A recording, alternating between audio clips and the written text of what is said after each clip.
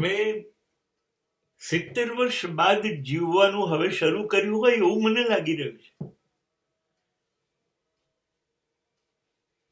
મને એમ થઈ રહ્યું છે કે મેં 70 વર્ષ વેડફી નાખ્યા. હા, દોડવાનું હતું ને, જીવવું છે એટલે દોડવું, એવું હું સમજતો હતો. નહીં, એ મેં બદલી કાઢ્યું.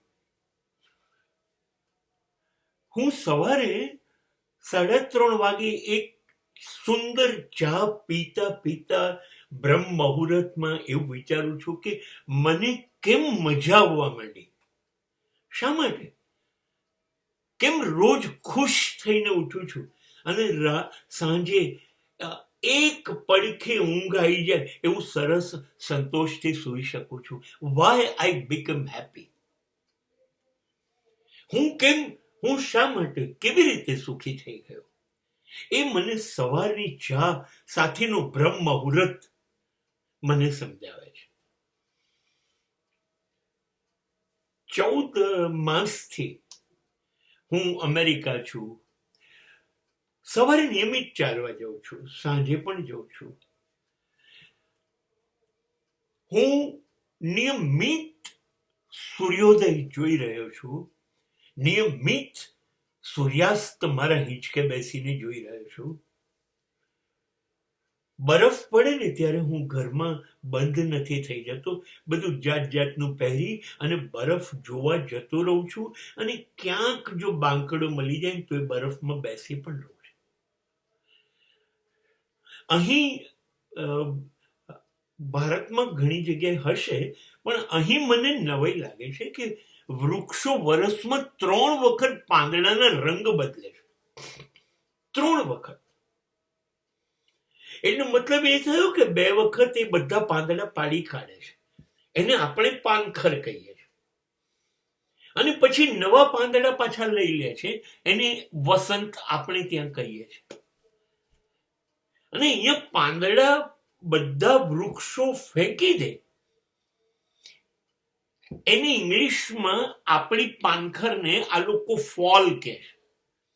અને એ દિવસોમાં લોકો જંગલોનો પ્રવાસ કરે છે જ્યાં પુષ્કળ વૃક્ષો છે. અમેરિકામાં માણસો ઓછા છે, બહુ જ ઓછા છે. અમેરિકામાં વૃક્ષ કોઈ પણ રોડ પર નીકળો તો લાખોની સંખ્યામાં છે. અને એટલા સુંદર એના પાંદડાઓના રંગ હોય છે, વર્ષમાં 3 વાર બદલતા રહે છે. અને જે પડે ત્યારે એની અંદર ચાલવાથી જે પગ ને એક ખાસ અવાજ મળે. મને આમાં સરસ શું લાગ્યું, એક તાજા ખીલેલા પાંદડા, એ વખતના શ્રેષ્ઠ વૃક્ષો, તાજા ખીલેલા, લીલાછમ. અરે અહીંયા તો છીકણી પણ પાંદડા છે, લાલ પણ છે ને મરૂન પણ છે. તમારી આંખને ગજબ આશ્ચર્ય થાય. મને આ જે રંગ જે છે, ખીલેલો નવા રંગ, એ મને યુવાની લાગે છે.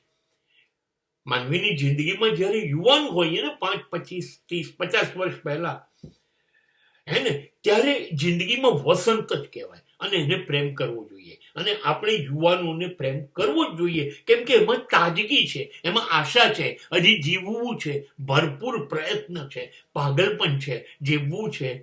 એ તાજગી એ વસંતની છે. અને પાનખર પણ ગમે છે, કેમ કે કેટલી સમજણ છે વૃક્ષમાં કે હવે આપણા પાંદડામાં તાકાત નથી રહી. આપણા પાંદડાને હવે પોષણ આપીએ કે ના આપીએ એ નહીં ટકી શકે, તો ચલો પડી જઈએ.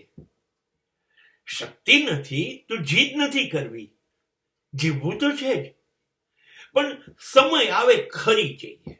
અને એમાં મજા છે કે યોગ્ય સમય આવે ચાલ્યા જઈએ. લોકો ધક્કા મારીને કાઢે, નફરત કરીને કાઢે, ગાળો દઈને કાઢે, એના કરતા વૃદ્ધત્વને શણગારીએ, એની ગરિમા જ આવીએ, એને પ્રતિષ્ઠા આપીએ, લોકોનો પ્રેમ લઈને એ કે જાઓ પહેલા ખરી જઈએ. ધેટ ઇઝ ધ પાનખર, ધેટ ઇઝ ધ ફોલ. અને અહીંયા લોકો રજાઓ લે છે, વેકેશન પાડે છે, અને એ પડી ગયેલા બધા પાંદડા વીણે છે, એમાં બેસે છે અને જિંદગી. બસ આ જોયું ત્યારે મને ખબર પડી, યાર એને કહેવાય વસંત કે પાનખર. પણ બંને જણા મને તો સંદેશો આપે છે કે એકલી યુવાનીને પ્રેમ ન કરાય, ઘડપણને પણ કરાય. ઘડપણ અદ્ભુત છે અને મેં જોયેલું અમેરિકાનું ઘડપણ કદાચ પૃથ્વી ઉપરનું શ્રેષ્ઠ છે. લોકો એટલું અદ્ભુત જીવે છે કે અહીંયા દરેકને એવું છે કે મારે તો 100 વર્ષ કરતા વધારે જીવવું છે. અને જીવવું છે એટલે વ્હીલચેરમાં નહીં, ખાટલા પર પડ્યા રહીને નહીં. અત્યારે 80, 75, 90 વર્ષના અમેરિકન્સ જીન્સની ચડ્ડી, જીન્સની જર્સી, જેકેટ, 10-20 હજારના બૂટ, પોતાની ગાડી, આંગળીમાં સિગરેટ, બીજા હાથમાં બિયરનો ગ્લાસ, મોલ અને થિયેટરો ને કેસિનોમાં જીવે છે. હવે કોણ આને ફોલ કહેશે? હા, આ જોયા પછી મને જે આનંદ થયો ત્યારે મેં ડિસાઈડ કર્યું, સાહેબ બહુ સાચી વાત છે. પાનખર પણ સુંદર છે અને વસંત પણ સુંદર છે. આ બંનેને ઓળખ્યું, સો આઈ એમ હેપી.